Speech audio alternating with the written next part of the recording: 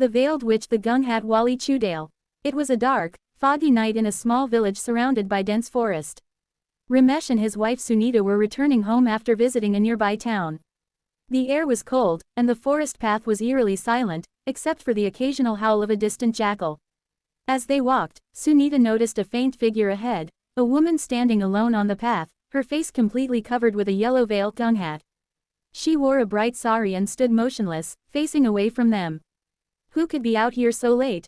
Sunita whispered. Ramesh frowned. Maybe she needs help, he said, stepping forward. But as they came closer, the woman slowly turned around. Her veil shifted slightly, revealing green, wrinkled skin and long, sharp teeth glinting in the moonlight. Her eyes glowed red like burning coal. Before Sunita could scream, the woman lifted her veil, and beneath it was not a human face but a horrifying witch's grin. Her hands were long and clawed, her fingers glowing green. The Gung-Hat Wali Chudale grabbed Sunita by the neck.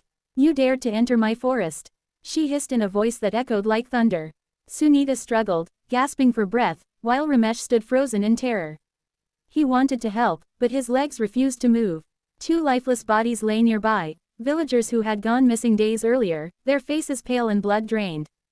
Gathering his courage, Ramesh picked up a stick and shouted, "Let her go." He swung it at the witch, but it passed right through her, as if she were made of smoke. The witch laughed, a sharp, chilling sound that made the trees tremble. You cannot fight me, mortal, she said, tightening her grip.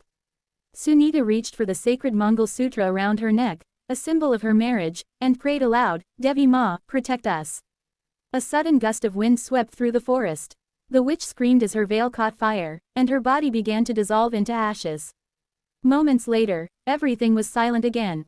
The fog cleared, and the first light of dawn peeked through the trees. Ramesh held Sunita close, trembling. Let's never walk through this forest again, he whispered. From that day, the villagers avoided the forest after sunset. But sometimes, travelers still claim to see a woman in a yellow veil standing beneath the old banyan tree, waiting for her next victim. Would you like me to make this story sound scarier for a horror video voiceover or simpler for a short kids animation style?